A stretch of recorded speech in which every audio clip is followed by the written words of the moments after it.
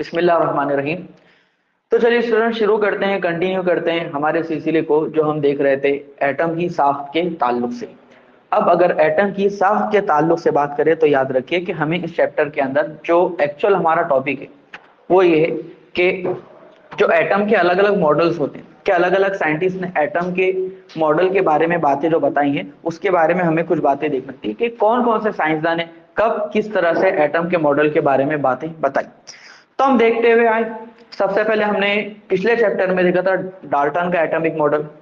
अब डाल्टन का जो एटॉमिक मॉडल वो गलत साबित हुआ तो हमने देखा जे थॉमसन का एटॉमिक मॉडल। जब जे थॉमसन का एटॉमिक मॉडल भी गलत साबित हुआ तो उसके बाद हमने देखा तीसरा वाला, दैट इज रदरफोर्ड का। कौन सा? रदरफोर्ड का। अब ये बोहर का एटॉमिक मॉडल हमारा देखना बाकी है। अब बोहर का एटॉमिक मॉडल देखने से पहले कुछ बातों का समझना हमारा जरूरी था। तो आज इंशाल्लाह हमारी कोशिश रहेगी कि वो जो बातें हैं, जिन बातों को समझकर हम बोहर के एटॉमिक मॉडल को देख सकते हैं, उन बातों को हम आज देखने की कोशिश करेंगे। इंशाल्लाह कोशिश रहेगी वो बातें आज खत्म हो जाए। तो कुल मिलाकर अगर हम देखें कि बोहर के मॉडल की राह दिखाने वाले की जो इंकिशाफात है, this developments leading in the Bohr's model of atom, कि वो बात जो बोहर के मॉडल की तरफ हमें जो है रास्ता बताती है, उन बातों को अगर हम देखें हमें नजर आता है कि वो दो बातें थी। पहली बात जो थी उसके बारे में अगर हम देखें, पहली बात थी बरक़ी मक़नातीसी अशआ का दोहरा किरदार, कि जो कोई भी बरक़ी मक़नातीसी शुआएं वो दोहरा किरदार शो करती हैं। एक किरदार होता है उनका वेव वाला किरदार, इसको कहा जाता है वेव नेचर, इसके बाद लहर वाला किरदार भी कहा जा सकता है। और दूसरा था जर्रा, ठीक है, मौज यानी कि लहर और जर्रा यानी कि पार्टिकल। ये दोनों भी नेचर हमें जो है इलेक्ट्रोमैग्नेटिक रेडिएशन में नजर आते हैं। और दूसरी बात जिसको इंशाल्लाह कोशिश करेंगे आज आगे बढ़ाने की, दैट इज एटॉमिक तीर, ठीक है, उससे कहा जाता है एटॉमिक स्पेक्ट्रा। तो ये हमने देखा। अब एक के बाद एक इन बातों को हम देख रहे थे। सबसे पहले अगर हम बात करें जो बरक़ी मक़नातीसी शुआएं, वो दो नेचर जो शो करती हैं, उनमें से एक नेचर था वेव नेचर, दूसरा था पार्टिकल नेचर। तो कुछ बातें हमने देखी कि ये वेव नेचर की तरह से शो करी, वेव, ठीक है। तो ये एक वेव है भाई, वेव के अंदर एक तसलसल होता है, मुसलसिल तौर से ये आती चले जाती। वेव के बारे में हमने बातें देखी कि वेव नेचर इस तरह से है। और ये जो कोई भी इलेक्ट्रोमैग्नेटिक रेडिएशंस होती हैं इतनी सारी, इन सब के अंदर वेव नेचर है। और वेव नेचर के लिए जो चीजें हैं कि इनके अंदर अपनी एक वेवलेंथ होती है जिसे तोले मौज कहा जाता है, कोई फ्रीक्वेंसी होंगी, वो सारी बातें जिनका ताल्लुक उनके वेव नेचर से था। फिर इसी तरह से उनकी जर्राती फितरत हम देख रहे थे कि ये जर्रा किस तरह से हो सकता है। तो इसी सिलसिले को हम आगे बढ़ाने की कोशिश करते हैं। जरा मैं आगे ले लेता हूं इसे यहां पर, ठीक है। ये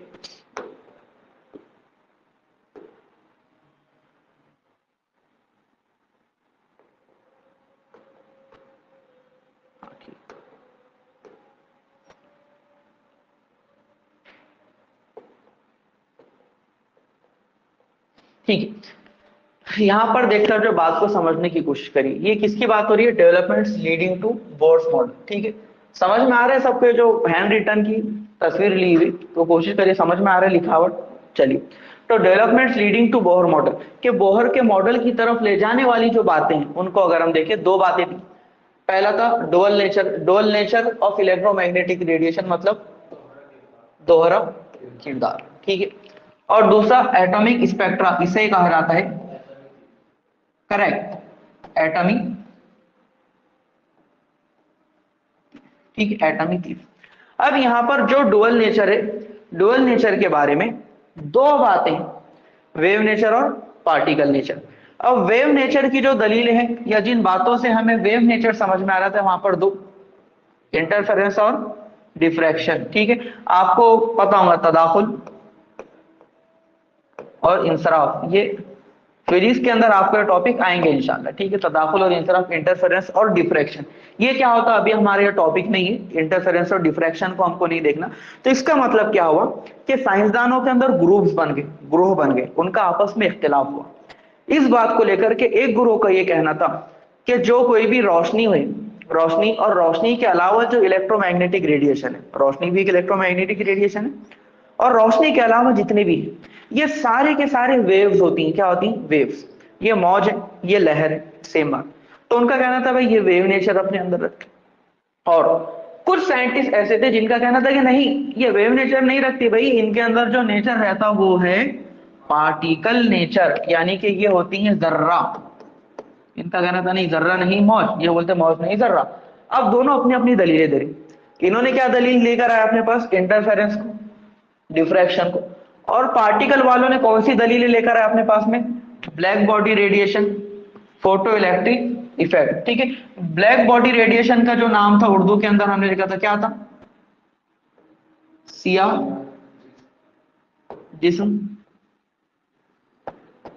अशआ, ब्लैक बॉडी रेडिएशन। जबकि जो फोटो इलेक्ट्रिक इफेक्ट था इसका नाम है जिया बरकी असर। तो ये दो चीजें हैं, और ये दो चीजें जो है दलील बन रही थी पार्टिकल नेचर के लिए। ठीक है, अब वेव नेचर और पार्टिकल नेचर को अगर आपको समझना है, उसके लिए एक मिसाल से समझने की कोशिश करिए। एक मिसाल दे रहा हूं, एग्जैक्टली बात वैसी नहीं, लेकिन मिसाल से बात को समझने की कोशिश करिए कि जो कोई भी वेव होता है, वेव, वेव मतलब वो होती है लहर, इसके अंदर पाए जाते हैं कंटिन्यूटी। कंटिन्यूटी जिसे हम कहते हैं तसलसल पाया जाना। जैसे कि मिसाल के तौर पर कोई एक नल है, नल को आपने खोल दिया, जैसे आप नल खोलेंगे नल में से क्या बहने लगी, पानी की धार। जब पानी की धार उसमें से बहेंगी तो वो मुसलसिल होंगी ना, मतलब उसका शुरू का सिरा आखिरी का सिरा आपको बिल्कुल एक नजर आएगा, एक उसके अंदर तसलसल है। तो वेव के अंदर एक तसलसल रहता है, क्योंकि वेव किस तरह से होती है, कुछ ये इस तरह से मान लीजिए कोई एक वेव है, तो उसके अंदर हमें वेव नजर आती है मुनासिब तौर पर अगर बनाए तो ये इस तरह से, अभी आगे फिर रिपीट होंगी, फिर ये ठीक, अब ये वेव जो इस तरह से हमें नजर आती रहेंगी। तो वेव के अंदर क्या होता है, तसलसल। जबकि पार्टिकल को अगर हम देखें, पार्टिकल के अंदर तसलसल नहीं रहता, पहले एक पार्टिकल, फिर दूसरा, फिर तीसरा, फिर चौथा।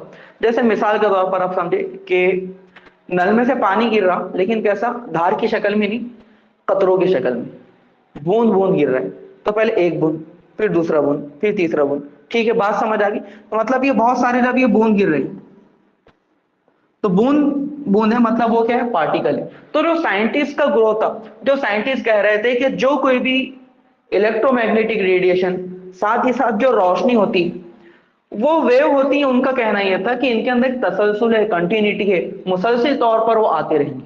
जबकि जो पार्टिकल कह रहे थे, पार्टिकल कहने वालों का था कि नहीं भाई, ये उस तरह से नहीं है कि जिसे आप ऐसा वेव समझ रहे हो, कि ये जिसे आप वेव समझ रहे हो हकीकत में वो वेव नहीं है। तो फिर वो क्या है, उनका कहना था कि यहाँ पर ये एक कोई पार्टिकल है, यहाँ पर कौन है, ये पार्टिकल की तरह से ये जो चीजें यहाँ पर आ रही हैं। तो उनका ये कहना था कि असल में वेव नहीं है, ये बहुत सारे पार्टिकल्स है जो एक साथ आते रहते। मतलब एक लाइट आई आकर टकराई, उसका कह रहा था कि वेव आकर टकराई, उसका नहीं, ये लाइट के अंदर छोटे छोटे पार्टिकल्स है जो आकर टकराए। तो साइंटिस्ट का आपस में टकराव चालू है, इनके पास में भी अपनी दलील है, उनके पास में भी अपनी दलील है, कि इंटरफेरेंस और डिफ्रैक्शन को जब हम देखते हैं तो हमें यह लगता है कि भाई ये तो बिल्कुल वेव है, अगर वेव ही इसी तरह का नेचर शो कर सकती है।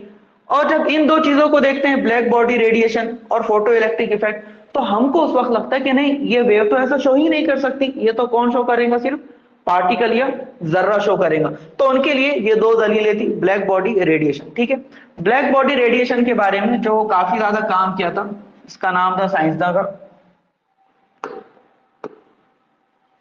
जिसने इसके बारे में बातें बताई, उसका नाम था प्लैंक्स। क्या नाम था बच्चों,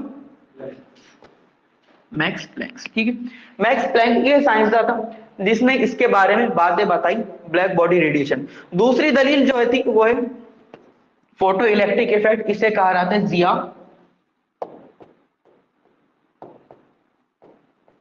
बरकी असर। ठीक है, तो समझने के लिए कुछ मुख्तसर अंदाज में हम जिया बरकी असर को देखने की कोशिश करते हैं, that is photo electric effect के अंदर होता है क्या।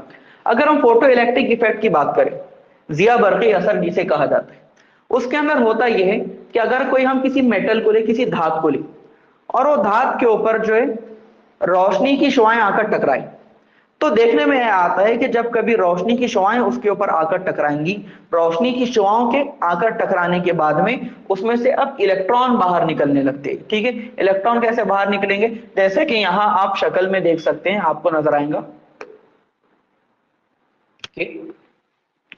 ये एक धाती सतह, धाती सतह मतलब ये एक मेटल धाती सतह आपको नजर आ रही है। अब धाती सतह के ऊपर कौन आकर टकराई? रोशनी। एक रोशनी आकर टकराई। जैसे ही रोशनी उसके ऊपर आकर टकराएंगे तो देखने में आता कि जब रोशनी उसके ऊपर आती इसमें से क्या निकल जा रहे? इलेक्ट्रॉन। इलेक्ट्रॉन उसमें से बाहर आने लगे, ठीक है। और जब इलेक्ट्रॉन बाहर आएंगे हमें कैसे पता चलेगा? एक वायर हमने लगाया हुआ है, इलेक्ट्रॉन जब आकर इसके ऊपर टकराएंगे इलेक्ट्रॉन वायर से बहने लगेंगे और जो एम मीटर की जो सुई है वो हलने लगेंगी, और जो हलेंगी तो पता चलेगा कि भाई इलेक्ट्रॉन वहां से निकल रहे। तो भाई ये इलेक्ट्रॉन आए किस तरह से? अब इस बात को समझने की जरूरत है कि ये जो इलेक्ट्रॉन वहां से बाहर आ रहे, इसकी वजह ये होती है कि जो हमको बात उसमें समझ में आती कि जब रोशनी आकर टकराएंगी इलेक्ट्रॉन बाहर आएंगे, रोशनी ज्यादा इंटेंसिटी से आएंगी, इलेक्ट्रॉन भी ज्यादा आएंगे। तो इस बात को दलील बनाया था आइंस्टाइन ने। आइंस्टाइन का तो नाम सुनोगे आपने, झिपरे वालों वाला साइंसदान, ठीक है, आइंस्टाइन, ठीक है, बड़े वालों। तो आइंस्टाइन ने इस बात को दलील बनाया। इस बात को दलील बनाकर उसने जो बात बताई वो ये कि ये बात दलील बन सकती है कि जो कोई भी रोशनी होती है और जो कोई भी रेडिएशन होते हैं वो अपने अंदर वेव नेचर नहीं रखते, बल्कि वो अपने अंदर कौन सा नेचर रखते हैं? पार्टिकल नेचर, ठीक है। तो अलकिस्सा मुख्तसर इस बात को आप ध्यान रखें कि जो अलग अलग घमासान चल रहा था साइंसदानों का कि कोई कह रहे थे वेव नेचर, कोई कह रहे थे पार्टिकल नेचर, उन्होंने बोले हम सही, उन्होंने बोले हम सही, दोनों की बात यहाँ पर आने लगी। अब याद रहे कि जब कभी झगड़ा होता तो कुछ लोगों का काम रहता कि वो आए और झगड़े को सुलझाएं, अलग अलग करें। तब ये साइंटिस्ट एक दूसरे को घूराघारी कर रहे, बिल्कुल पोजीशन लिए हुए उन्होंने लड़ाई झगड़े की। तो फिर कुछ साइंटिस्ट आए और उन साइंटिस्टों ने बोला कि रुको रुको रुको, लड़ो ना, हम अभी जिंदा है, हम करेंगे इंसाफ। और नो किस लिए मैदान में आगे कि दोनों भी साइंटिस्ट के दरमियान में सुलह सफाई करवा दें, कोई इंसाफ करने लगे, और कोई दरमियानी बात हम इस तरह से कर लें कि ये वाले भी खुश हो जाए, वो वाले भी खुश हो जाए, और ये दोनों साइंसदान मिलजुल कर रहने लगे।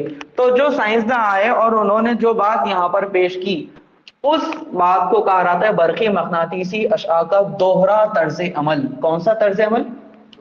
दोहरा, डुअल नेचर।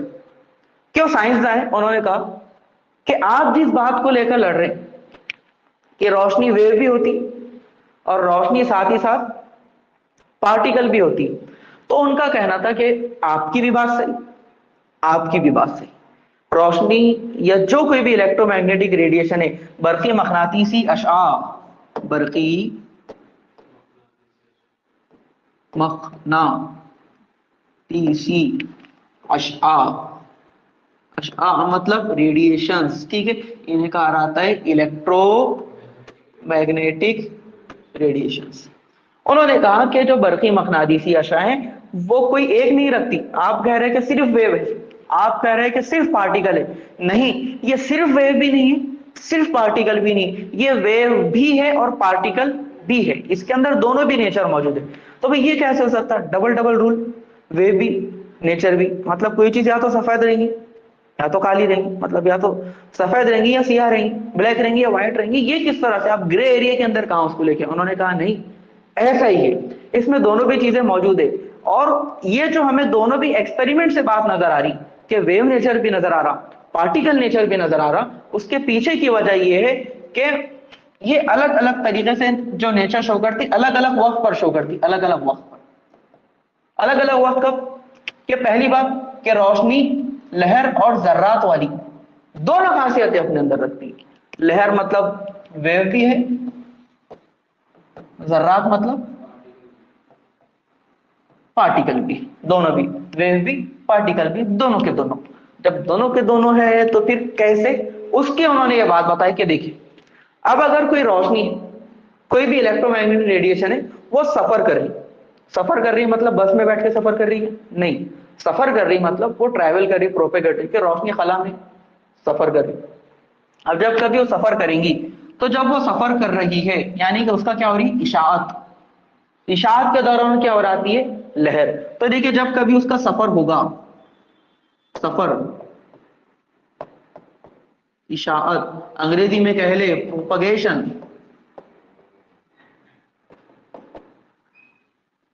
कोई और मादे के साथ में उसका टकराव यहां नहीं हो रहा, जब कभी वो सफर कर रही है तो उस दौरान ये क्या हो जाएंगी? यहां ये हो जाएंगी वेव, या इसे कह लीजिए लहर, या इसे कह लीजिए मौज। अभी जब सफर कर रही है, ट्रैवल कर रही है, तो मौज है, मतलब उसका यहाँ जो नेचर रहेगा वो वेव की तरफ से, सफर कर रही है तो वेव। तो यानी कि वेव नेचर उन्होंने बता दी कि भाई जो कह रहे हैं कि वेव है, तो यहाँ पर आप समझ के चलिए कि सफर के दौरान वेव होगी। फिर अब वो वापस आए उस ग्रोह की तरफ, और उस ग्रोह की तरफ आके जिनका कहना था कि भाई लाइट जो है वो वेव नहीं होती, वो क्या होती, जर्र। तो उनकी बात को उन्होंने इस तरह से बताया कि देखिए जब सफर कर रही है, सफर के टाइम पर क्या बन गई, वेव। अब जब वो सफर करती है, सफर करने के अलावा क्या होता है, जैसा कि मान लीजिए कोई एक मादा है, ये वेव सफर करते हुए आई और उसमें आकर टकराई।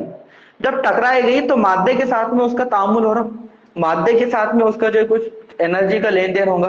तो जब वो मादे के साथ में इंटरैक्ट कर रही, मादे के साथ में जब इंटरैक्ट करेंगी, तो वो इलेक्ट्रोमैग्नेटिक रेडिएशन अब वेव नहीं हो जाएंगी, वो क्या बन जाएंगी, पार्टिकल। वो क्या बन जाएंगे, जर्रा। मतलब किसी जर्रे के साथ में तामुल, कि ये मैटर जर्रा से बना हुआ है, ये एक मैटर है। तो वो मादे के साथ में जब इंटरैक्ट करेंगी, तो मादे के साथ में इंटरैक्ट करते वक्त वो बन जाएंगी जर्रा, और अगर सफर कर रही है तो क्या बन जाएंगी, वेव। बात समझ, उन्होंने मसला हल कर दिया यहाँ पर, ठीक है। जब इसका वो मादे के साथ में तामुल, मादे से बाहमी तामुल, मादे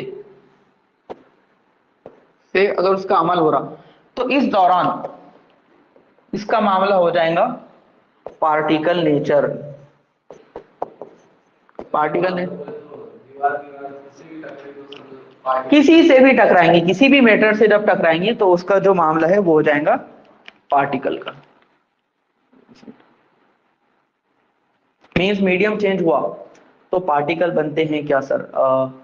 मीडियम चेंज हुआ तो पार्टिकल बनते हैं, नहीं, इसका ये मतलब नहीं मीडियम चेंज होने से पार्टिकल बनते हैं, ये इसका मतलब नहीं। इसका बात का मतलब ये है कि आप समझिए उस बात को कि जो दो बातें की जा रही थी कि वो वेव भी होती हैं और पार्टिकल भी होती, उन दोनों के लिए दलीलें क्या थी? एक के पास दलील थी इंटरफेरेंस और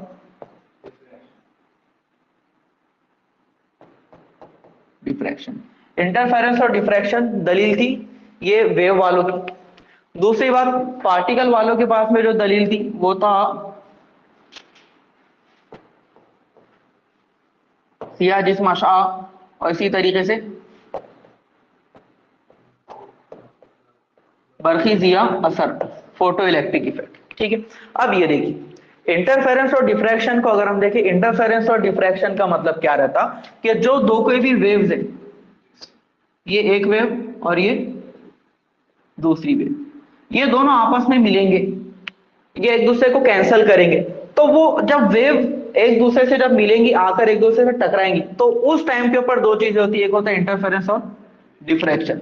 और उस वजह से हम ये समझते हैं कि ये वेव नेचर शो कर रही है, मुसलसिल जो है इनके अंदर वो रवैया नजर आ रहा है, कंटिन्यूटी उनके अंदर नजर आ रही है। जबकि सिया जिस्म अशआ का जो कोई भी तजुर्बा था, उसके अंदर क्या होता, कोई एक जिस्म है, ब्लैक बॉडी, उसके ऊपर लाइट आकर टकराएंगे तो वो रोशनी को जज्ब करेगा, और जो सारी उसके बाद में बातें होगी। तो देखिए ये किससे आकर टकराई, एक मादे से, ये एक मैटर है। जब वो मादे से आकर टकरा रही, तो इसके बाद में इसका जो कोई भी बिहेवियर है वो कैसा है, पार्टिकल बिहेवियर, जर्रे वाला बिहेवियर। तो इसका मतलब ये कि पार्टिकल फॉर्म नहीं हो रहे, इसका मतलब ये कि अब इसका जो नेचर है वो पार्टिकल के जैसा वहां पर नजर आ रहा। और पार्टिकल नेचर और वेव नेचर के अंदर क्या फर्क होता, मैं आपको एक मिसाल से बताया था, रफ मिसाल से, कि अगर आपने नल खोल दिया, नल खोलने के बाद में एक धार आ रही है, तो मतलब वो वेव नेचर की तरह से तसलसल है उसके अंदर। लेकिन धार नहीं आ रही, खतरे खतरे गिर रहे हैं, तो वो खतरे खतरे वो क्या हो जाएंगे, वो पार्टिकल के एक एक पार्टिकल। तो उसका उनका ये कहना था कि जो कोई भी वेव है, वेव, इनका ये कहना था कि जो कोई भी रेडिएशन है, इसमें ये बहुत सारे पार्टिकल्स है जो आकर उससे टकरा रहे हैं। बात समझ आ गई, ठीक है। और याद रखें, ये बात पहले बताने की रह गई थी, मुख्तसर अंदाज के अंदर उसको समझ लो कि सिया जिस्म अशा के अंदर ये बात होती, बरक़ी ज़िया अशर के अंदर भी जब कभी वो आकर टकराएंगा, टकराने की वजह से इसमें से निकल आते हैं इलेक्ट्रॉन, ये दिया बरक़ी अशर के असर के अंदर। दूसरी बात वो ये कि मैक्स प्लैंक ने यही बात बताई थी पार्टिकल नेचर के अंदर, वो ये कि जो कोई भी लाइट है, जो कोई भी रेडिएशन है ट्रैवल करी, तो असल में ये बनी बहुत सारे पार्टिकल से बनी हुई, इसके अंदर वेव नहीं है, इसमें उसने बताया कि बहुत सारे पार्टिकल से मिलकर ये बनी हुई।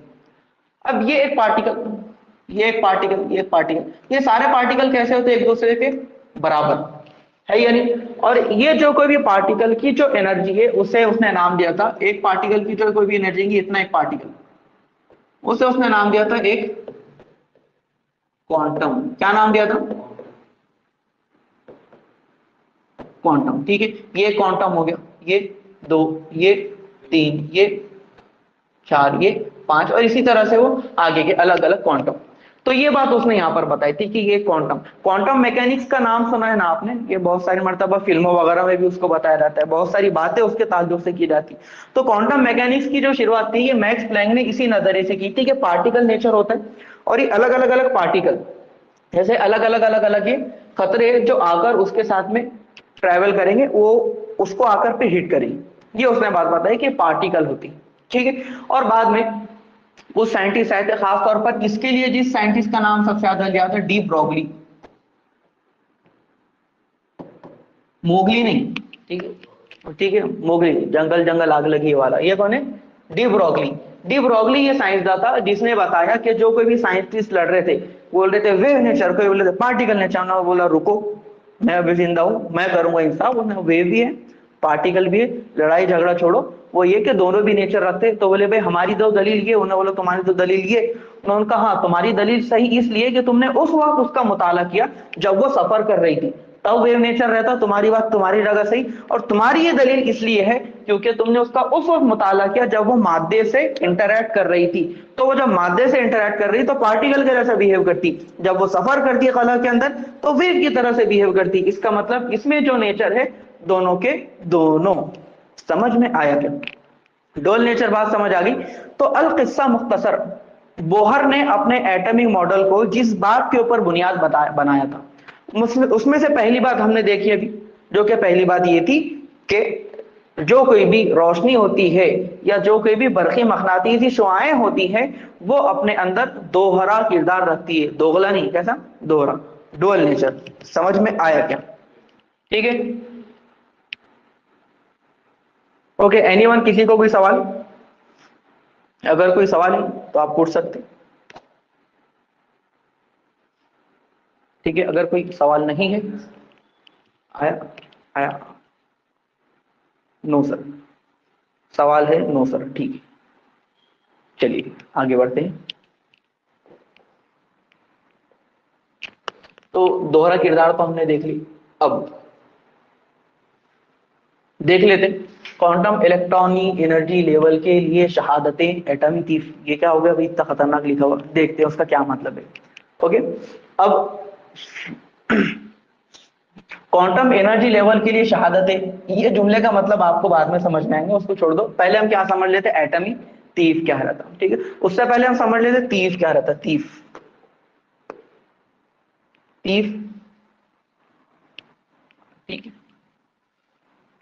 थीफ अंग्रेजी में उसे कहा जाता है स्पेक्ट्रम। करेक्ट, क्या कहा जाता है? स्पेक्ट्रम। व्हाट इज द मतलब ऑफ थीफ? माहित आएगा तुम्हारा, माँ मानी थीफ, ठीक है, व्हाट इज द मीनिंग, ठीक। तो उसको अगर हम देखें भाई थीफ का मतलब क्या होता है, अगर हम देखें, आपने सुना होगा जो कोई भी अपनी सफेद रंग की लाइट रहती, सूरज से निकलती, सफेद रंग की लाइट से जब धनक फॉर्म होती रेनबो, तो रेनबो में से कितने कलर निकलते? 7, ठीक है। अब वो जो कोई भी 7 कलर निकलते, वो एक के बाद एक आपको नजर आते हैं, ऐसे लाल ये कोने पे, तो वो उधर एक कोने पे नीला, कहीं आपको एक तसलसल उसके अंदर नजर आएगा, है या नहीं, कि वो एक के बाजू एक हमें नजर आती।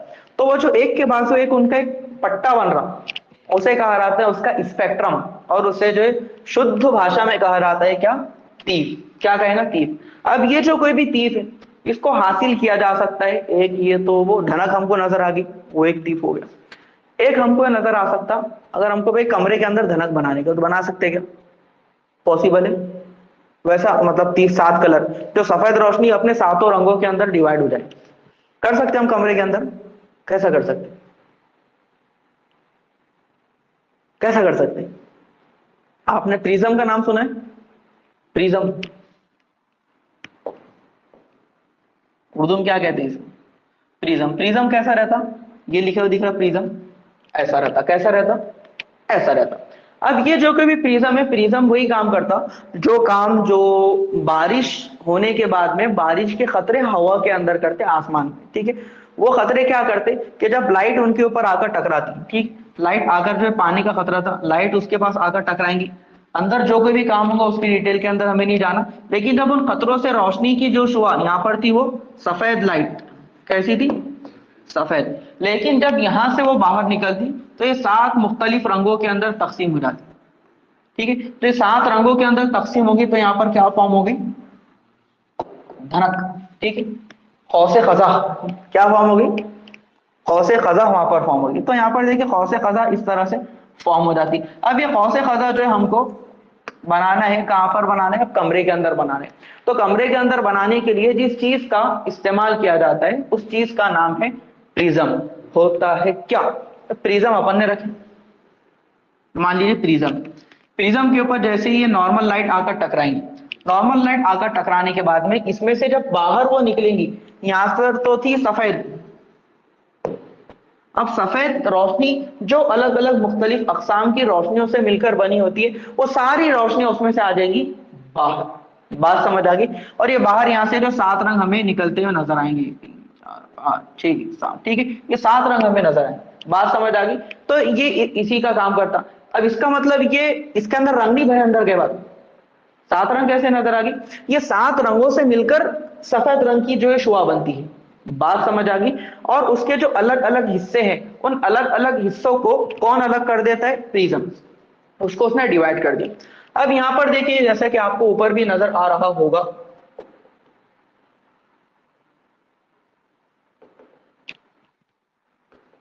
देख सकते हैं आप कि एक सफेद रोशनी का माखस, माखस मतलब सोर्स, उससे रोशनी आई, रोशनी आने के बाद किस में चलेगी, प्रिज्म में, प्रिज्म में जाकर जब वो बाहर निकली तो अलग अलग आपको उसके अंदर रेडिएशन नजर आ रही थी कि रेड, ऑरेंज, पता है ना आपको, Roy G Biv, red orange yellow green blue indigo violet, ये सारे कलर जो इसके अंदर निकल गए। तो हमको ये जो पूरा नजर आ रहा तसलसल के अंदर, कंटिन्यूटी के अंदर है, ठीक है, ऐसा कभी नहीं हुआ भाई रेड है, रेड के बाद में 2 किलोमीटर का, 2 किलोमीटर ज्यादा हो गया सॉरी, 1 सेंटीमीटर का गैप आ रहा, मिलीमीटर का ही गैप आ रहा, उसके बाद में ऑरेंज आ रही, फिर कुछ गैप, ऐसा होता है क्या, नहीं। तो बहरहाल ये जो हमको ये बेल्ट पूरा मिला रोशनी की शुआओं का, उसको अगर हम ये जो फिल्म या शनास इसकी अगर हम फोटो हासिल करें तो फोटो में कैसे नजर आएंगी, कुछ इस तरह से कि रेड वाला हिस्सा, फिर उसके बाद वाले हिस्से, अलग अलग हिस्से जो हमें किस तरह से नजर आएंगे। तो ये जो हिस्से हमें यहाँ नजर आएंगे उसे कहा जाता है कि ये है स्पेक्ट्रम, क्या है, स्पेक्ट्रम। और उसे ही कहा जाता है ये उसका तीफ, तीफ कह ले या स्पेक्ट्रम कह ले, तीफ हो गया उर्दू में, स्पेक्ट्रम हो गया अंग्रेजी के अंदर। तो याद रखिए जो कोई भी नॉर्मल लाइट होती है उसमें बहुत सारे स्पेक्ट्रम होते हैं, और स्पेक्ट्रम कैसे रहते हैं, मुसलसिल, बस उनके बीच में कहीं गैप नहीं होता। जैसे अगर हम अलग अलग वेवलेंथ को कोई ना कोई नाम दे दे कि हर एक रेड लाइट जो कोई भी रहेंगी उसकी एक अपनी वेवलेंथ, तूले मौज, इसकी अपनी तूले मौज, इसकी अपनी तूले मौज, इसकी अपनी तूले मौज, उसकी, सबकी अपनी अपनी तूले मौज है या नहीं। अब इसको हम नाम नंबर दे दे, मिसाल 1 2 3 4 5 6 7, तो यहाँ पर एक कंटिन्यूटी में कैसे आएंगे, पहले नंबर 1, तो फिर 2, तो फिर 3, तो फिर 4, तो फिर 5, तो फिर 6, उसको लग के फौरन फौरन फौरन फौरन एक के बाद है कि इस तरह से यहाँ पर आएंगे, बीच में कोई गैप नहीं होगा, इसका मतलब इनके बीच में नो गैप, उसके अंदर क्या नजर आएगा, तसलसल नजर आएगा, कंटिन्यूटी नजर आएंगे। तो इस तरह से ये जो चीज होती है इसे कहा जाता है स्पेक्ट्रम, क्या बोलते कते, स्पेक्ट्रम, और उर्दू में तीर। तो स्पेक्ट्रम का मतलब समझ में आया आपको, जो आप धनक नजर आई थी वो लाइट का स्पेक्ट्रम था। इसी तरीके से जब कभी हम प्रिज्म लगाएंगे तो मिलने वाली लाइट का ये क्या रहेगा, स्पेक्ट्रम रहेगा, बात समझ आ गई। तो ये होगा स्पेक्ट्रम। तो ये हो गया मुसलसिल तीफ। अगर मुसलसिल है मतलब ये मुसलसिल 1 2 3 4 5 6 7, पूरे प्रिज्म से लाइट गई, 7 कलर हमको मिल गए, मुसलसिल है, बीच में से कलर कोई गायब हुआ क्या, कोई भागा क्या, कोई गया क्या, नहीं, कोई ऑरेंज भी नहीं गया, रेड भी नहीं गया, कोई एक आध भी नहीं गया। तो इसका मतलब ये वाला तीफ हो गया मुसलसिल तीफ।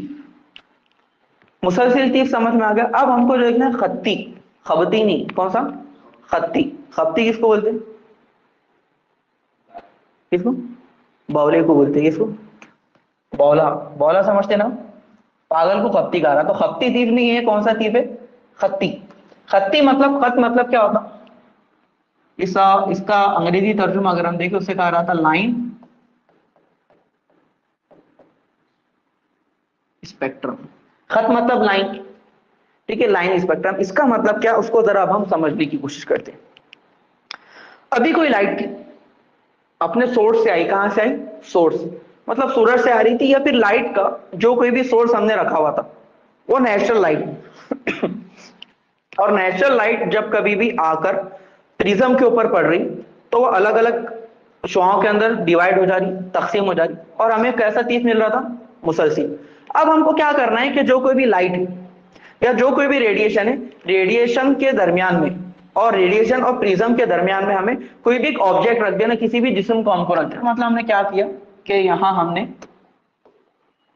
कोई एक ऑब्जेक्ट ले लिया, ठीक है, और ऑब्जेक्ट के ऊपर कौन आकर टकरा रही है, लाइट, लाइट आकर टकरा रही। अब जब लाइट आकर टकराएंगी तो लाइट आकर टकराने के बाद में ये होता है कि इसके अंदर जो बहुत सारे जर्रात, भाई मैटर है, कोई भी हमने टुकड़ा उकड़ा कोई भी एलिमेंट रख दिया, कोई भी चीज रखी जा सकती है यहाँ पर, ठीक है, लोहा रख दो, सोना रख दो, चांदी, कुछ तो भी हमने यहाँ पे रख दिया। अब इसके अंदर जो है जर्रात होंगे या नहीं होंगे, होंगे। इसमें लाखों करोड़ों अरबों खरबों बेशुमार इतने जर्रात है कि जिन्हें हम गिन नहीं सकते, वैसे गिन सकते हैं, कैसे गिन सकते हैं, फिर कभी मोल कंसेप्ट की मदद से। तो बहुत सारे इसके अंदर मौजूद है। तो जब इसके अंदर ये मौजूद है, जब लाइट आई, लाइट आ रही मतलब ये उनको क्या मिल रही है, तवानाई मिल रही। अब उनको तवानाई मिली, अभी तक उनके पास तवानाई नहीं थी, जैसे ही लाइट उनके पास आएंगे तो उनको क्या मिलेंगी, तवानाई। तो उसके अंदर मौजूद जो कोई भी जर्रात है, चाहे एटम हो चाहे मॉलिक्यूल हो, उनको तवानाई मिलेंगी, और तवानाई मिलने की वजह से वो आ जाएंगे मस्ती में। मस्ती में आ गए मतलब एक्साइटेड हो जाएंगे। तो वो होता ही कि पहले तवानाई लेते, तवानाई लेकर वो क्या हो रहे थे, एक्साइट, और वो दो चीजें करते, कितनी चीजें, दो। एक, पहले तो वो तवानाई को करेंगे जज्ब, जज्ब कर लिए। अब जज्ब कर लिए, जज्ब करने के बाद में कुछ देर बाद वो क्या करेंगे, उसका इखराज, मतलब दो चीजें करने वाले वो यहाँ पर, क्या चीजें करने वाले, यहाँ पर होगा तवानाई का ऑब्जेक्ट दो चीजें करेगा, इंजेजाब, इंजेजाब बोले तो जज्ब करना, मतलब एब्जॉर्ब करना। इसी तरीके से वो दूसरी चीज यहां जो करेंगे उसे कहा जाता है इखराज, मतलब जो रोशनी को उन्होंने लिया था वो रोशनी को उन्होंने जज्ब किया और बाद में कुछ रोशनी का इखराज किया, मतलब इसे कहा जाता है अंग्रेजी में इमिट। इखराज, इमिट या इमिशन भी कह सकते, इमिट करेंगे या इमिशन यहां पर होगा। तो जब यहां से होगा इमिशन, तब इमिशन होगा तो देखिए यहां से तवानाई आई और इधर की दूसरी जगह से ये तवानाई निकल गई, ठीक है। अब ये तवानाई निकली मतलब वही जो रेडिएशन आई, जो शुआएं आई, इधर से शुआएं आई, उसने शुआओं को लिया, जस्ट किया, एक्साइट हुआ, एक्साइट होने के बाद में कुछ शुआओं को उसने रिलीज कर दिया। अब वो जो शुआएं रिलीज हुई यहां से, अपना दिल बोला उसके आगे क्या रख देना वापस, प्रिज्म। प्रिज्म हमको जो यहाँ पर रख देना है, ठीक है, प्रिज्म की दुम बढ़ गई थोड़ी, इसको छोटी करेंगे, ये प्रिज्म, ठीक है, प्रिज्म हमने वहां पे रख दी। अब प्रिज्म के अंदर फिर लाइट आई, याद रखिए जब नॉर्मल लाइट थी तो सात अलग अलग अलग अलग रंगों के अंदर तकसीम हो जाती थी। अब यहां पर हम देखते हैं भाई यहां से भी लाइट आएंगी, एक्सपेक्टेड क्या है, अब भी हमको कितने कलर मिलेंगे, सारे सात, सात कलर मिलेंगे। लेकिन देखने में आया कि यहाँ का जो स्पेक्ट्रम हमको मिलता ये थोड़ा अजीब मिलता। कैसे, पहले वाला था मुसलसिल, सारे रंग एक साथ मिल रहे, वहां पे ये मुसलसिल नहीं है कि बीच बीच में ब्लैक स्पॉट नजर आ रही। ब्लैक स्पॉट मतलब अंधेरा, मतलब वो जगह से लाइट कोई आई क्या, नहीं, जहां पर अंधेरा है। तो मतलब पहले अगर जो स्पेक्ट्रम मिल रहा था, मतलब ये अगर स्पेक्ट्रम की फोटो, ये जो यहाँ पर हमने लिया फोटो के लिए इतनी जगह, वहां पर हमको दिख रहा था यहां से लेकर वहां तक ये सारे कलर मिल रहे थे मुसलसिल के साथ में। अब कैसे नजर आ रहा है यहाँ पर कि ये इतना कहीं तो भी कलर आया थोड़ा सा इतनी जगह पर, उससे पहले वाला ब्लैक, उसके बाद में फिर अगर हम देखें कि आगे फिर कुछ तो भी नजर आया, उस आगे का कलर उसके दरमियान का ब्लैक हिस्सा, फिर हमको देखने में आ रहा है भाई आगे का जो भी मिसाल के तौर पर ये कलर उसके दरमियान का ब्लैक। तो हमको ये नजर आ रहा कि बीच बीच में हमें खाली क्या नजर, कलर की लाइंस नजर आ रही, और बाकी का हिस्सा जो कोई भी हमें नजर आ रहा कि वो कैसा है, ब्लैक कलर के अंदर, ब्लैक कलर के अंदर नजर है। इसकी वजह क्या है वो हम बाद में देखेंगे, अभी पहले समझ लो हो रहा क्या। तो हमें कुछ कुछ हिस्सा जो ब्लैक नजर आ रहा।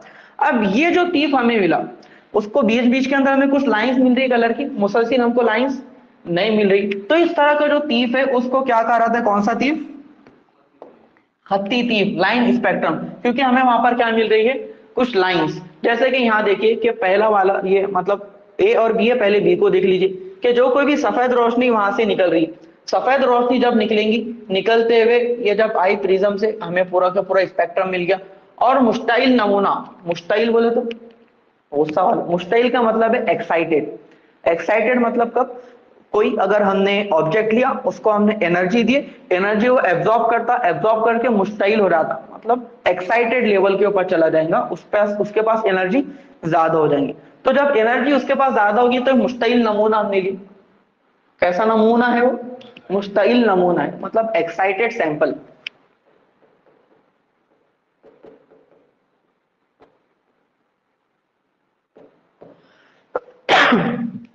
एक्साइटेड सैंपल हमने लिया। जब एक्साइटेड सैंपल लिया और प्रिज्म से जब कभी वहां पर लाइट निकली, तो हमें नजर आ रहा कि कैसे वहां पर कुछ लाइंस मिली। तसलसल है क्या? नीचे के तसलसल कंटिन्यूटी को आप देख सकते, ऊपर वाले को आप देखेंगे वो इस तरह से यहां पर नहीं है। तो बढ़ती हुई, बोले मोहम्मद बहरहाल वो छोड़ो, तो ये आपको एक लाइन उसके अंदर नजर आ रही। समझ में आ गई कुछ बात आपको? ठीक है। तो बहरहाल ये जो इसका मामला है, ठीक, कि जब कभी मुसलसिल, वैसे अगर हम देखा रहा है, ये एक अलग तीफ के बारे में बात कर रहा हूं, वो आपको हम बाद में समझाऊंगा।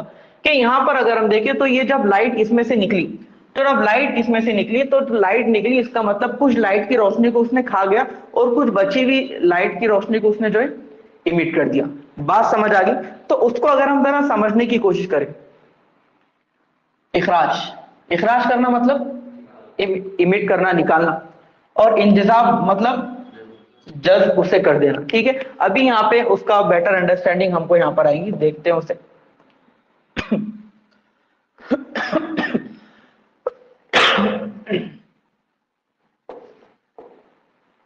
वो ये कि एक पूरा एक मुसलसिल अगर कोई तीफ है, तीफ कैसा है बच्चों? मुसलसिल। अब मुसलसिल तीफ के अंदर बीच में कहीं गैप रहने वाला है क्या? नहीं, गैप वहां पर नहीं रहने वाले। अब यहां पर ऊपर अगर आप देखेंगे, उसके पास लाइट आई, लाइट को उसने एब्जॉर्ब किया, एब्जॉर्ब करने के बाद में जब उसमें से खारिज हुई लाइट, ये कौन सा हमें नजर आ रहा? खारिज हो चुकी जो लाइट है उसमें का हमें हिस्सा नजर आ रहा। तो खारिज हो चुकी लाइट में से सारी सारी लाइट वापस आ रही है क्या? नहीं, कुछ लाइट को उसने एब्जॉर्ब कर लिया और कुछ लाइट को उसने इमिट कर दिया। ये पैटर्न आया उसका कुछ तो भी, कि भाई ये उसका पैटर्न है, शुरू में कुछ लाइन से, फिर गैप, फिर कुछ लाइन गैप, फिर कुछ लाइन गैप, फिर ये एक लाइन, फिर ये इतना गैप है, बीच बीच में और कुछ लाइन। तो ये हो गया उसका स्पेक्ट्रम। और ये कौन सा स्पेक्ट्रम है, कौन सा तीर है? खत्ती तीर। और खत्ती तीर कैसा है? इखराजी तीर, जो लाइट उसमें से इखराज होकर आई थी। अब इखराजी लाइट में से थोड़ा हमें क्यों नजर आ रहा? क्योंकि कुछ उसने क्या कर लिया था, एब्जॉर्ब।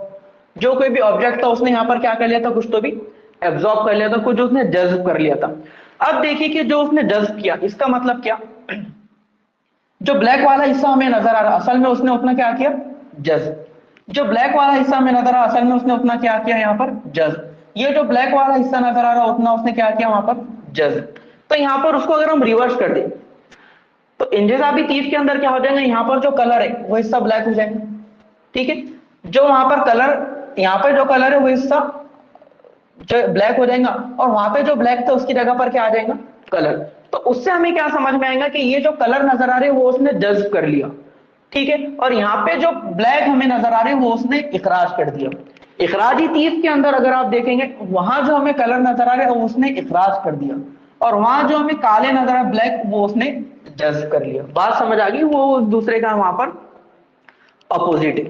क्लियर हुई ये बात? ठीक है, तो एक मर्तबा बस ये जो पॉइंट मैंने आपको बताया, मुसलसिल तीर, खत्ती तीर, फिर खत्ती तीर के अंदर ये इंजजाबी और इखराजी तीर, इनको एक मर्तबा आपने अगर कुछ नोट्स वगैरह लिखे होंगे तो उसको आप हल्का सा पढ़ लो। अगर आपके पास में नोटबुक वगैरह है तो उसके ताल्लुक से अगर कोई सवाल है, ऑनलाइन वाले बच्चे भी तो वो पूछ सकते, पूछिए, फिर हम आगे के टॉपिक की तरफ बढ़ते,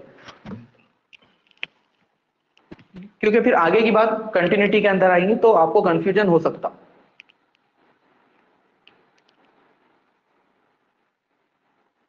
मंशूर, करेक्ट।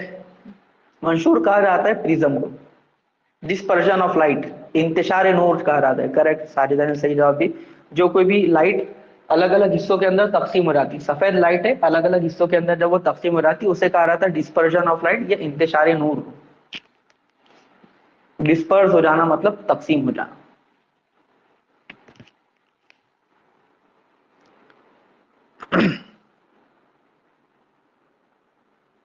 किसी को कोई सवाल? ठीक है, अगर सवाल नहीं है तो हम आगे बढ़ते। सुन लीजिए, आगे बढ़ने से पहले, मुसलसल तीफ कब होगा? जब लाइट होगी नॉर्मल। लाइट कैसी होंगी यहां पर? नॉर्मल। और खत्ती तीफ कब हमको मिलेगा? जब कभी नॉर्मल लाइट में से कुछ लाइट को एब्जॉर्ब कर लिया जाएगा और कुछ लाइट को इमिट किया जाएगा। बात समझ आ गई? ये चीज। दूसरी बात, भाई खत्ती तीफ क्यों मिलता, उसके ताल्लुक से आगे तो और तफसीली बात आएंगे, समझ लीजिए। जो कोई भी एटम्स होते हैं अंदर, कौन? एटम, जो कोई भी जर्रात होते हैं, उनके ऊपर पास जब लाइट आती है तो एटम क्या करते, उस लाइट में से कुछ लाइट को एब्जॉर्ब कर लेते और बची हुई लाइट को क्या कर देते? इमिट। जब लाइट को एब्जॉर्ब कर ले तो वो क्या हो रहा था? एक्साइट। बची हुई लाइट को बाहर इमिट करेंगे। जब वो बाहर इमिट करेंगे तो जो नॉर्मल लाइट यहां पर आ रही थी, नॉर्मल लाइट के अंदर मुसलसिल तीफ फॉर्म होता, लेकिन यहाँ भी यहाँ पर मुसलसिल तीफ फॉर्म नहीं होगा, खत्ती तीफ फॉर्म होगा। क्यों? यहाँ पर कुछ चीजें एब्जॉर्ब हो गई और कुछ लाइट इमिट हुई। तो यहाँ पर हमको जो स्पेक्ट्रम मिलने वाला है अभी, वो कौन सा रहेगा? खत्ती तीफ तो रहेगा, साथ ही साथ ये इखराजी रहेंगे या इंजिजाबी रहेगा? इखराजी। ये रहेगा यहाँ पर इखराजी, दैट इज इमिशन स्पेक्ट्रम। और इमिशन स्पेक्ट्रम के अंदर हमें जो अलग अलग लाइंस यहाँ पर मिलेंगी, कभी एक साथ कुछ लाइन आएंगे, फिर एक अलग अलग हमको लाइंस मिलेंगी, और फिर ये जो लाइंस मिलेंगी इसका जो बिल्कुल अपोजिट हो रहा था, एब्जॉर्प्शन स्पेक्ट्रम, इंजिजाबी। और ये दोनों के बीच में का फर्क मैंने आपको बता दिया था किस तरह से होता है। ठीक है, अब आ रहा था तीस पैमाई का मतलब क्या, और ये बहुत काम की चीज है, मतलब इस चीज ने काफी बड़ा इंकलाब पैदा कर दिया। तीस पैमाई का मतलब क्या? तीस पैमाई स्पेक्ट्रोमेट्री जिसे कहा जाता है। अब होता ये कि जैसा कि हमने देखे कि हमने कोई तो भी सैंपल लिया था, मान लीजिए हमने यहां पर लिया था जो टुकड़ा, वो था Fe का। किसका था? Fe मतलब आयरन, लौह लोखंड, लोहा हमने ये लिया। ठीक है, लोहा जब कभी हम लेंगे तो वो भी कुछ लाइट को एब्जॉर्ब करेगा, कुछ लाइट को इमिट करेगा, और उसके नतीजे में हमें क्या मिलेगा? उसका एक स्पेक्ट्रम। ठीक है, अब स्पेक्ट्रम के अंदर कुछ लाइंस होंगी, कुछ ब्लैक होंगे, कुछ लाइन, कुछ ब्लैक, कुछ लाइन, कुछ ब्लैक, अलग अलग लाइंस मिलते रहेंगे, नहीं मिलेंगी। ये उसका हमें तीत मिल गया। अब इसका जो तीत है, जिस तरह से इंसान की फिंगरप्रिंट चेंज होती है क्या? नहीं। और उसके जैसे दूसरे की होती है क्या? नहीं। तो याद रखिए कि ये जो कोई भी Fe का या लोहे का तीफ है, कत्ती तीफ, ये सारी कायनात में, सारी यूनिवर्स में सेम रहेगा, सारी यूनिवर्स में सेम। चेंज होगा क्या? नहीं। और इसके जैसा किसी और का ये जो कोई भी स्पेक्ट्रम में हमको मिल रहा तीफ, वो किसी और का नहीं होगा। मतलब आयरन का, लोहे का जो कोई भी स्पेक्ट्रम है वो एक ही है और उसके जैसा किसी और का नहीं है। आयरन के अलावा कोई और ले लो, मिसाल के तौर पर यहां पर हमने गैसियस फॉर्म में लिया था हाइड्रोजन। ठीक है, हाइड्रोजन को हमने एज अ सैंपल लिया था। तो हाइड्रोजन गैस के एटम भी क्या करेंगे? उसको एब्जॉर्ब करेंगे, लाइट को इमिट करेंगे। फिर उसके स्पेक्ट्रम को अगर हम ले, उसमें से आ रही लाइट को अगर हम ले और उस लाइट का अगर हम स्पेक्ट्रम ऑब्टेन करें, तो इसके अंदर जो कोई भी लाइंस होंगी, जिस तरह इंसान की फिंगरप्रिंट मुनफरिद होती है, तो इसके भी जो कोई भी स्पेक्ट्रम मिलेंगे वो भी क्या होगा? मुनफरिद। इसके जैसा सारी कायनात में किसी और का स्पेक्ट्रम नहीं होगा। ये बात भी समझ आ गई? हर एक का मतलब हर उनसुर का,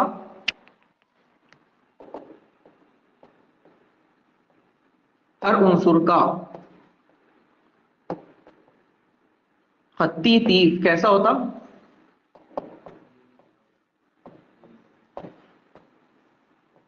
मुनफरिद होता है, मुनफरिद। अब ये चीज से कुछ फायदा है क्या अपने को? कैन यू गेस क्या फायदा उठाया जा सकता है उसका? एनीथिंग?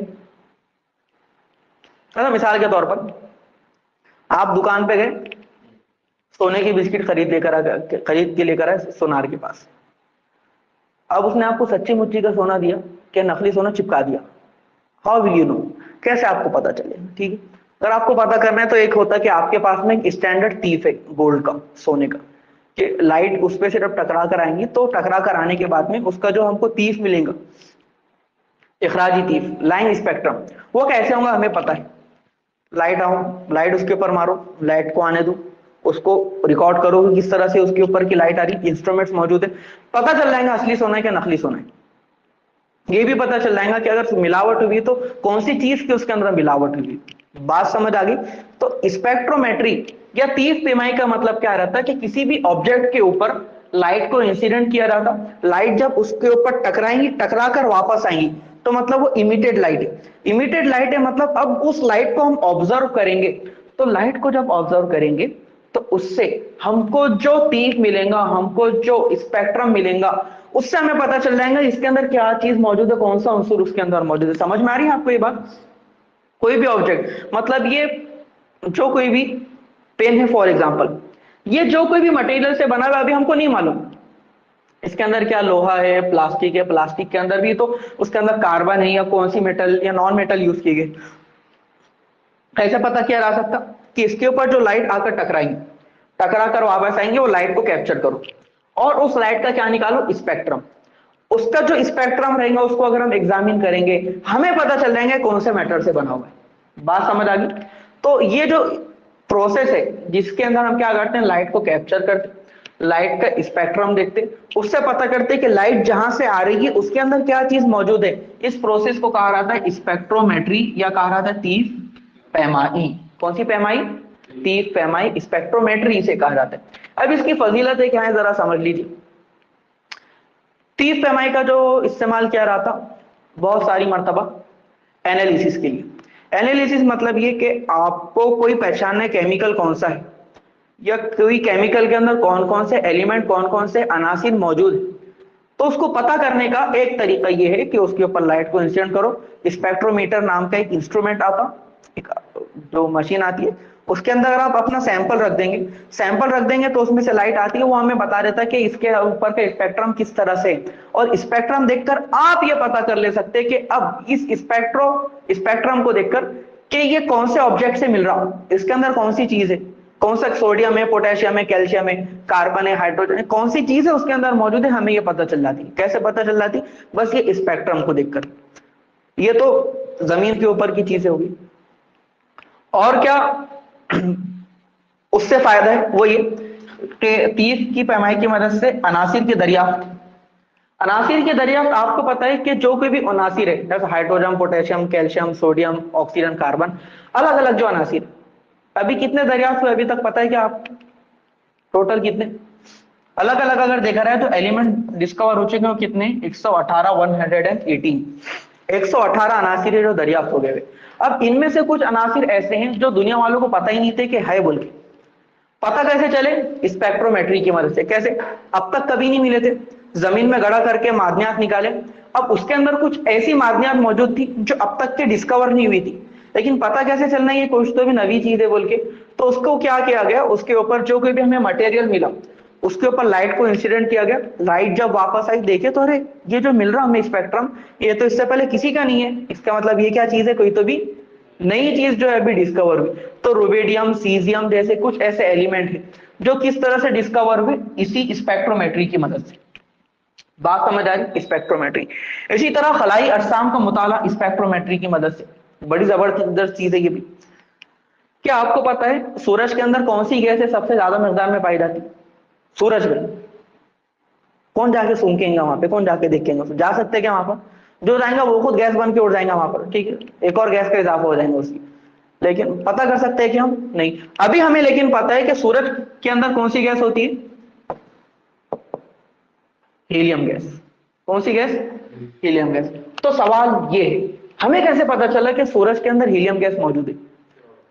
कैसा? कि जो रोशनी सूरज में से आ रही उसको हम एग्जामिन करते हैं, जब एग्जामिन करते हैं तो उसका एक स्पेक्ट्रम मिला। अब उसका जो स्पेक्ट्रम मिला अपने पास की हीलियम गैस के जैसा मिला, इसका मतलब वहां पर हीलियम गैस भी मौजूद है। फिर आपको बताऊंगा जो कोई भी साइंटिस्ट है नासा वासा में बैठ के वो अलग अलग कोशिशें करते रहते हैं कि दूर दराज फला अरबों खरबों नूरी साल लाइट ईयर की दूरी के ऊपर कोई एक प्लेनेट है और उस प्लेनेट के ऊपर क्या पानी मौजूद है, ये पता करने की कोशिश की जाती।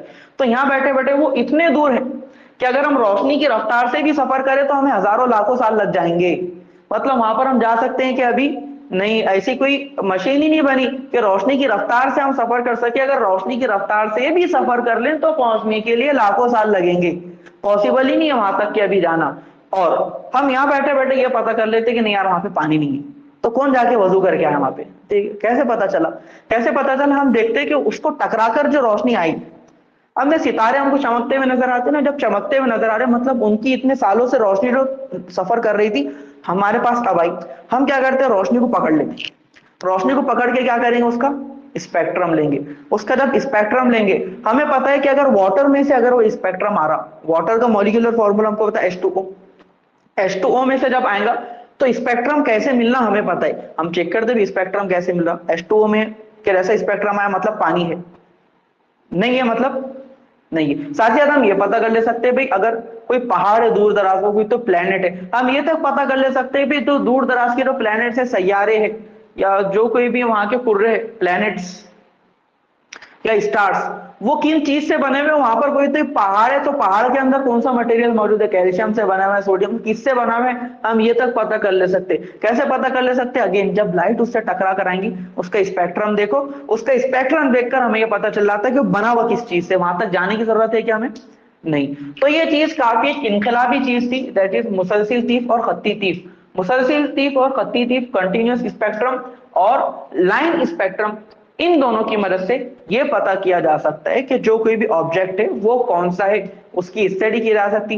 कुछ नए एलिमेंट्स की दरियाफ्त इसके मदद से हुई। जो कोई भी खलाई अजसा में, स्पेस में जो कोई भी बॉडीज होते हैं, स्टार्स या प्लैनेट्स, उनका मुताला भी इसकी मदद से किया जाता है। ठीक है, मतलब ऐसे ऐसे प्लैनेट्स जहां तक के जाना हमारे लिए कभी मुमकिन नहीं है अभी तक, तो उनके बारे में हम सारी बातें पता कर लेते, क्या क्या चीजें वहां पर मौजूद है इस स्पेक्ट्रोमेट्री या तीव्र पैमाई की मदद से।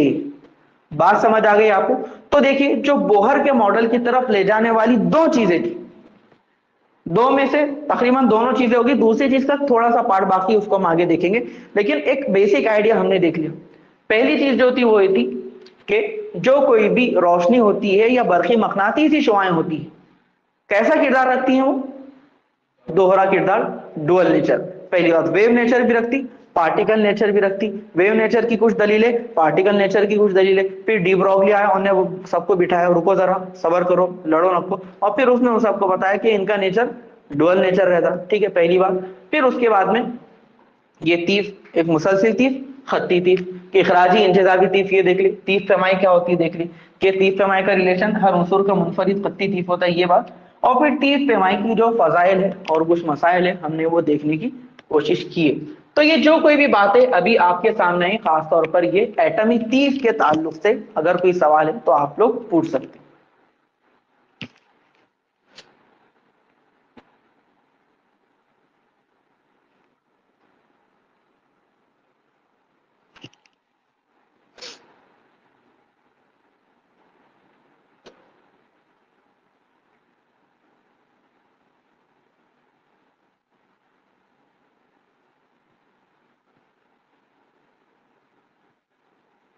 एनीवन, किसी को भी सवाल?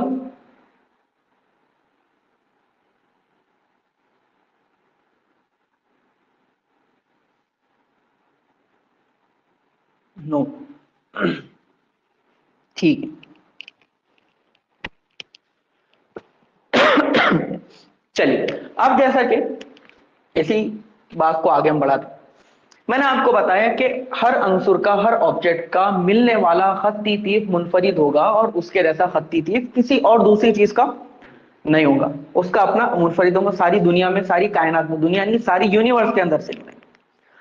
अब अलग अलग अनासिर है, आपको पता है। सबसे सिंपल वाला अंसुर कौन है? कौन है? हाइड्रोजन। सबसे सिंपल वाला कौन है?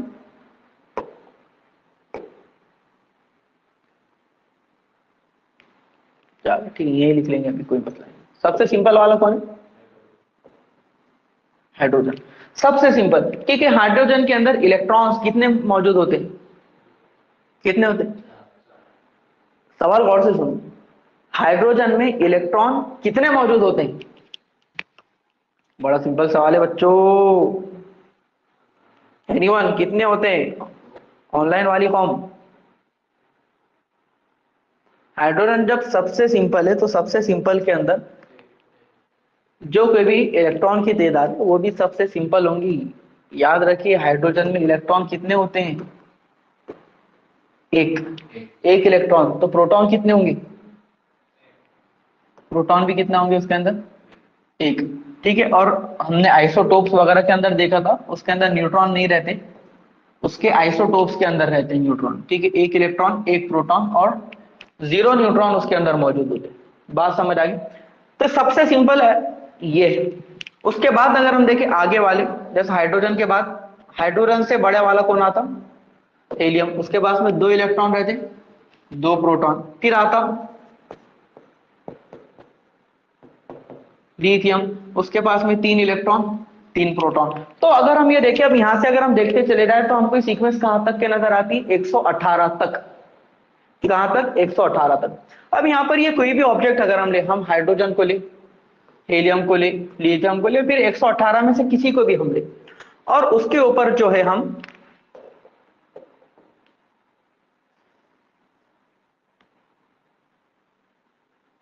उसके ऊपर जो है हम लाइट को इंसिडेंट करवाए, लाइट आके उसके ऊपर टकराई। ठीक है, लाइट इन सब के ऊपर आकर टकराएंगे। ये नॉर्मल लाइट, जब नॉर्मल लाइट आके उनके ऊपर टकराएंगे तो यहाँ पर नॉर्मल लाइट का स्पेक्ट्रम कंटिन्यूअस रहता, लेकिन जब आकर टकराएंगे, टकराने के बाद में खारिज होंगी, इमिट होंगी। पहले वो एक्साइट हो जाएगा, एक्साइट होने के बाद में लाइट उसमें से इमिट होंगी। तो यहाँ पर जब कभी लाइट इमिट हो जाएंगी तो हमें कौन सा तीर मिलेगा? खत्ती तीर। इसका भी क्या मिलेगा हमें? खत्ती तीर। तो ये रहेगा खत्ती तीर किसका? हाइड्रोजन का। ये रहेगा खत्ती तीर हीलियम का। ये रहेगा इस लाइन स्पेक्ट्रम या खत्ती तीर किसका? लिथियम का। अब इसी के अलावा कोई और भी एलिमेंट रहने दो, उसका भी अपना खत्ती तीर रहेगा या नहीं रहेगा? रहेगा। और हमने आपको बताया कि हर किसी का खत्ती तीर कैसा होता? मुनफरिद, उसके जैसा कहीं और हमें नजर नहीं आता। और ये जितने भी अलग अलग लाइन स्पेक्ट्रम में खत्ती तीर है, उसमें सबसे सिंपल, द सिंपलेस्ट वन किसका होता? हाइड्रोजन का। इसीलिए इसके स्टडी करना भी कैसा है? सबसे आसान। ठीक है, तो अभी हमें किसके खत्ती तीर के बारे में बातें देखना रहेंगी? हाइड्रोजन के खत्ती तीर के ताल्लुक से। तो असल में बोहर ने अपने मॉडल के लिए जो खत्ती तीर का मुताला किया था वो कौन सा था? हाइड्रोजन का। किसका खत्ती तीर? हाइड्रोजन का। उसे कहा जाता है लाइन इमिशन स्पेक्ट्रम ऑफ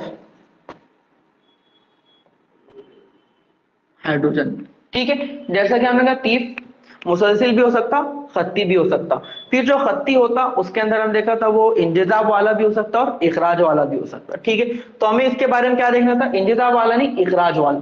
ठीक है, तो एक तो खत्ती तीर मतलब लाइन, इमिशन स्पेक्ट्रम मतलब इखराज वाला। इखराज तीर किसका देखना है हमें? हाइड्रोजन का। मतलब हमें क्या लेना है? हाइड्रोजन को लेना है। हाइड्रोजन के ऊपर आकर टकराएंगी लाइट, कुछ लाइट उसमें की जज्ब हो जाएंगी, कुछ लाइट उसमें की बाहर निकल जाएंगी, खारिज हो जाएंगी। तो हमको क्या, जो खारिज होने वाली लाइट है उसको प्रिज्म से पास करना है। प्रिज्म से पास होंगी, जो कोई भी लाइट की लाइंस हमको मिलेंगी उसके हमको ले लेना है फोटो। क्या ले लेने का? फोटो। फोटो ले लेंगे, फोटो को हम क्या बोल कहेंगे? Line emission spectrum of hydrogen. तो पहले हम स्पेक्ट्रम देखेंगे, फिर स्पेक्ट्रम के बाद में हम ये समझने की कोशिश करेंगे कि ये स्पेक्ट्रम ऐसा क्यों। ठीक है, और स्पेक्ट्रम ऐसा क्यों बताने के अंदर आ जाएगा बोहर का एटॉमिक मॉडल। बात समझ में आ गई आपको? ठीक है, तो चलिए कुछ मुख्तसर अंदाज के अंदर देखने की कोशिश करते हैं, जितना कुछ देख सके वो ये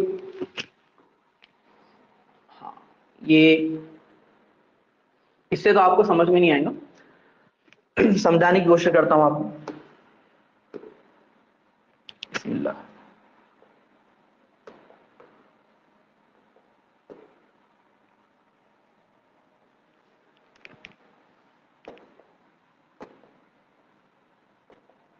समझने की कोशिश कर, मान लीजिए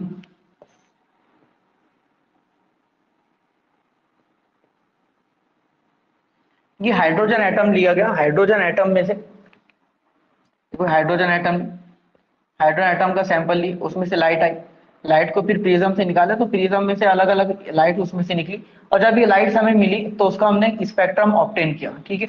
और जो स्पेक्ट्रम हमने ऑब्टेन किया उसी को कहा जा रहा है line emission spectrum of hydrogen atom. अब ये जो कोई भी लाइन इमिशन स्पेक्ट्रम रहेगा, लाइन मतलब कुछ खत हमें मिलेंगे, तो उसके अंदर क्या देखा गया कि हमें कुछ लाइंस मिले, रफली अपनी तरफ से कुछ लाइंस बना रहा हूं कि पहले कुछ लाइंस मिल रहे, फिर गैप, फिर कुछ लाइंस मिल रही, अब ये कलर के लाइन मिल रहा है, मैं ब्लैक से बना रहा हूं समुदाय, फिर गैप, फिर कुछ लाइन, फिर गैप, फिर कुछ लाइन, फिर गैप, फिर आखिर में कुछ लाइन, इस तरह से। तो अलग अलग क्या आगे मिले हमें वहां पर लाइंस मिली, अलग अलग कुछ ग्रुप के अंदर कुछ लाइंस मिली, और ये ब्लैक। मतलब यहाँ पर क्या मतलब हमें समझ में आ रहा कि ये जो ब्लैक वाला हिस्सा, ये जो मतलब अभी तो ब्लैक नहीं समझिए, ये जो ब्लैंक हिस्सा है, जो खाली वाला हिस्सा है, जब लाइट हाइड्रोजन के ऊपर आई तो पहले तो वो कंटिन्यूस थी पूरी, मतलब यहां से लेकर वहां तक के पूरे स्पेक्ट्रम भरे हुए थे, मुसलसिल थे, कंटिन्यूस थे। हाइड्रोजन ने क्या किया, कुछ को किया एब्जॉर्ब, कुछ को किया खारिज। जब उसने खारिज किया तो खारिज करने के बाद में ये अलग अलग हमको नजर आ रहा है कि इतने हिस्से की लाइट उसने एब्जॉर्ब कर ली, ब्लैक हमें सॉरी इतने हिस्से की जो कोई भी ये लाइट है उसने बाहर निकाल दी, और ये जो लाइन मैंने ड्रॉ किया उतने की हिस्से की लाइट जो है उसने जो है वो मतलब हम कहेंगे कि जज कर ली, ठीक है। तो इस तरह से हमें अलग अलग उसके अंदर जो बाहर निकलेंगे वो इखराज करेंगे, ठीक है। और जब उसका इखराज होगा तो बीच बीच में हमको क्या नजर आएंगे, उसमें लाइट नजर आएंगे, क्योंकि कुछ हिस्सा उसने जज्ब कर लिया, कुछ हिस्सा उसने खारिज कर लिया। तो अलग अलग रेडिएशन हमें उसके अंदर की नजर आएंगे, ये खारिज होने वाला हिस्सा, फिर ये खारिज होने वाला हिस्सा, ये अलग अलग खारिज होने वाला हिस्सा है, बाकी का उसने जो है वो एब्जॉर्ब किया। ओके, अब यहां पर क्या होगा कि अलग अलग साइंटिस्ट ने इसको स्टडी किया, और स्टडी करके उन्होंने एक बात ये बताई कि जो कोई भी हाइड्रोजन का एटम रहता, हाइड्रोजन के एटम में कितने इलेक्ट्रॉन्स पाए जाते हैं, अभी बात आई थी कितने, एक इलेक्ट्रॉन, कितने इलेक्ट्रॉन, एक इलेक्ट्रॉन। तो उसको मैं बनाने की कोशिश करता हूं, मान लीजिए ये एक है हाइड्रोजन के एटम का न्यूक्लियस। जब एक इलेक्ट्रॉन है तो बच्चों प्रोटॉन कितना रहेगा उसमें, उसमें प्रोटॉन रहेगा, इसमें हो गया एक प्रोटॉन, ठीक है। अब इलेक्ट्रॉन कितने होते हैं, एक। तो समझने के लिए हम बना लेते हैं कितने, एक इलेक्ट्रॉन है, ये इलेक्ट्रॉन इस जगह पर है, इस जगह के ऊपर। अब यहां पर साइंटिस्ट ने ये बात बताई कि जो कोई भी एटम रहता, हर एटम के अंदर क्या होता कि जब इलेक्ट्रॉन को मिलती एनर्जी, तो इलेक्ट्रॉन क्या हो रहा था, थोड़ा एक्साइट, मतलब जब लाइट की शुआएं आकर टकराएंगी तो इसको टकराएंगे, असल में किसको आकर टकराएंगे, वो इलेक्ट्रॉन को। इलेक्ट्रॉन उन शुआओं को, लाइट की जो रोशनी की शुआएं हैं, कर लेगा जस, और जस करने के बाद में क्या हो जाएगा, एक्साइट, मुश्तइल हो जाएंगे। अब मुश्तइल हो गया मतलब उसको मस्ती आ गई, जिसको मस्ती आ गई एक जगह रुकता है क्या, वो आगे बढ़ने की कोशिश करेगा।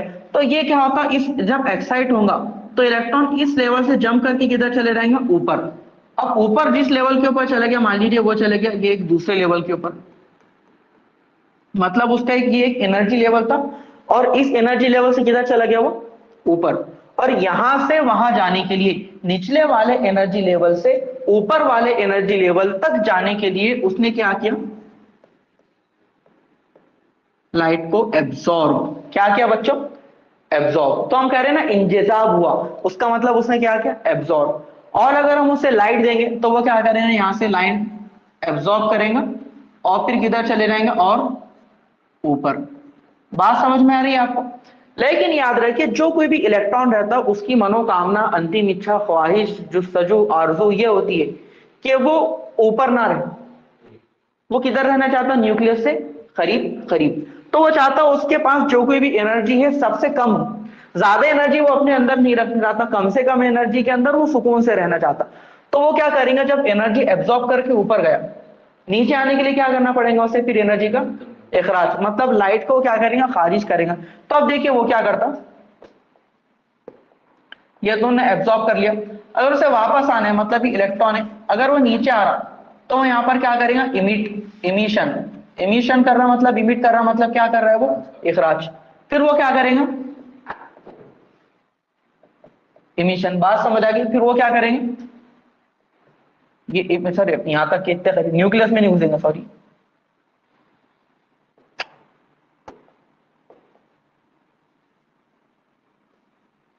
ठीक है, वो इखराज करके वापस आता चला जाएगा। तो ये वापस आ रहा है, बात समझ आ गई आपको। अब ये जब वापस आ रहा, तो जब ये देखिए यहां से, अब ये अलग अलग एनर्जी लेवल है। जैसे मिसाल के तौर पर ये वाला जो एनर्जी लेवल है, इसको हम नाम दे देते हैं एनर्जी लेवल को, ये एनर्जी लेवल है पहला एनर्जी लेवल। बात समझ आ गई। ऊपर वाला हो गया दूसरा एनर्जी लेवल, ऊपर वाला हो गया उसके ऊपर तीसरा एनर्जी। सिर्फ 3 नहीं होते, उसके आगे 4 5 6 7 8 भी एनर्जी लेवल उसके हो सकते हैं। जितनी ज्यादा एनर्जी मिलेंगी इलेक्ट्रॉन उतना उतना ऊपर चलता चला जाएगा। ठीक है, तो ये एनर्जी लेकर ऊपर चलता चल रहा, तो एब्जॉर्ब करेगा तो ऊपर जाएगा, इमिट करेगा तो नीचे आएगा। तो यहाँ पर ये चीज इस तरह से होते चली जा रही है। तो यहाँ पर साइंटिस्ट ने जो है उसको स्टडी किया, और स्टडी करने के बाद उन्होंने बताया कि हमको जो स्पेक्ट्रम मिला वो कौन सा, एब्जॉर्बर का है क्या इमिशन का है? नहीं, लाइन इमिशन स्पेक्ट्रम है ना, तो वो क्या है, इमिशन स्पेक्ट्रम है। और ये हमें अलग अलग स्पेक्ट्रम हमको देखने के लिए मिल रहे। तो अलग अलग स्पेक्ट्रम को अलग अलग साइंटिस्ट ने स्टडी किया। जैसे कि कोई एक स्पेक्ट्रम था जिसको स्टडी किया लेमैन साइंटिस्ट ने, कोई और ये इतना हिस्सा था उसको स्टडी किया बाल्मर ने, कोई और था उसको किसने स्टडी किया, पास्टर ने, कोई और को ब्रैकेट ने, कोई और को पीफर्ड ने। तो ये साइंटिस्ट का ग्रुप था जिन्होंने ये स्पेक्ट्रम को स्टडी किया, और स्टडी करने के बाद में उन्होंने ये बात बताई कि ये जो कोई भी इमिशन स्पेक्ट्रम हमें मिलता, कब मिलता, तो उन्होंने बताया कि मिसाल के तौर पर जो कोई भी इलेक्ट्रॉन है वो जंप करके आ रहा, हो सकता वो दूसरे पे रहेगा, तीसरे पे रहेगा, चौथे पे रहेगा, कहीं पर भी होगा, लेकिन वो जंप करके कहां पर आ रहा, पहले पे। क्यों हो सकता, ये दूसरे से ये पहला है तो हो सकता है वो कहां से आए, दूसरे से पहले पे आए। यहां पर कहां, तीसरे से पहले पर आए, उसको यहां पर देखने की कोशिश करते। ये पहला एनर्जी वाला लेवल, ये दूसरा एनर्जी वाला लेवल बहुत ऊपर, फिर तीसरा एनर्जी लेवल ऊपर, फिर चौथा, फिर पांचवा, फिर छठा, और ऊपर कितना भी होना। अब हो रहा क्या कि जब वो एनर्जी खारिज कर रहा, अगर वो नंबर 2 से आ रहा नंबर 1 के ऊपर खारिज करके डायरेक्ट, तो ये उसका स्पेक्ट्रम। अगर वो नंबर 3 से आ रहा तो नंबर 1 पे ये स्पेक्ट्रम, 4 से आ रहा तो देखिए ये 4 है, 4 से ये नीचे आ गया, 5 से नीचे, 6 से नीचे। तो ये वाला पूरा जो स्पेक्ट्रम है यहां पर देखने में आ रहा कि वो n इज इक्वल टू 1 पे आ रहा, मतलब पहले एनर्जी लेवल के ऊपर, उससे आगे के एनर्जी लेवल के ऊपर। तो ये वाले स्पेक्ट्रम को एक नाम दिया गया, कौन सी सीरीज, लेमैन सीरीज। कौन सी सीरीज, लेमैन सीरीज। और जब कभी वो ऊपर के लेवल से नंबर 1 पर आएगा, तो वो टाइम के ऊपर जो कोई भी हमें स्पेक्ट्रम मिलेगा, जो कोई भी हमें रोशनी मिलेंगी, वो कैसी रहेंगी, अल्ट्रावायलेट लाइट। कैसी लाइट, अल्ट्रावायलेट लाइट। दूसरा वो था लेमैन सीरीज। अब बाल्मर सीरीज क्या है, बाल्मर सीरीज वो ये क्या, वो n इज इक्वल टू 2 पे आ रहा, मतलब इलेक्ट्रॉन जो है यहां पर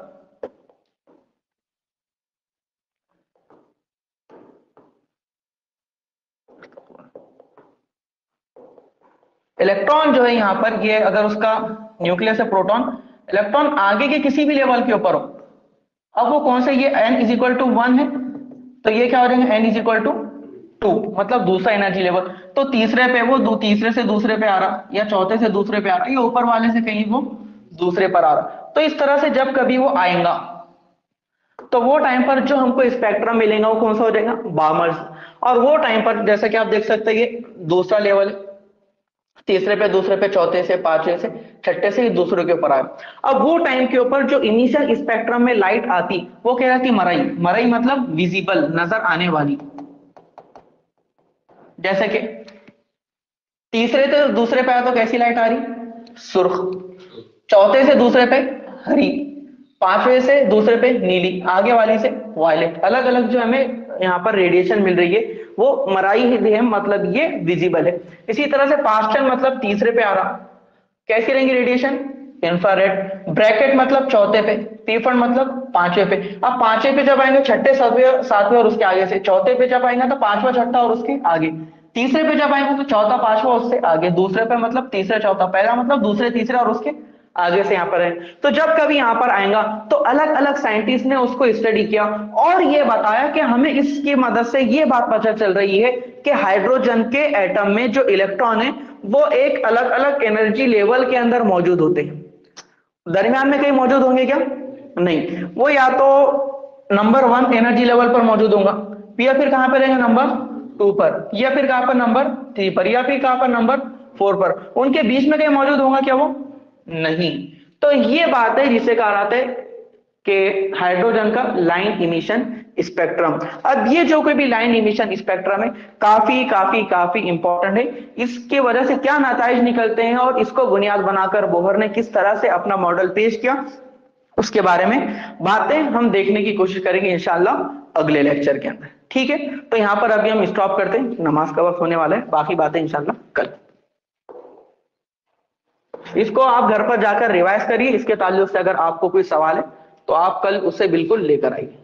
अस्सलाम वालेकुम रहमतुल्लाहि व बरकातहू। किसी का कोई सवाल है क्या उसमें? 111111, ये तो सवाल नहीं है, बेहतर रूप से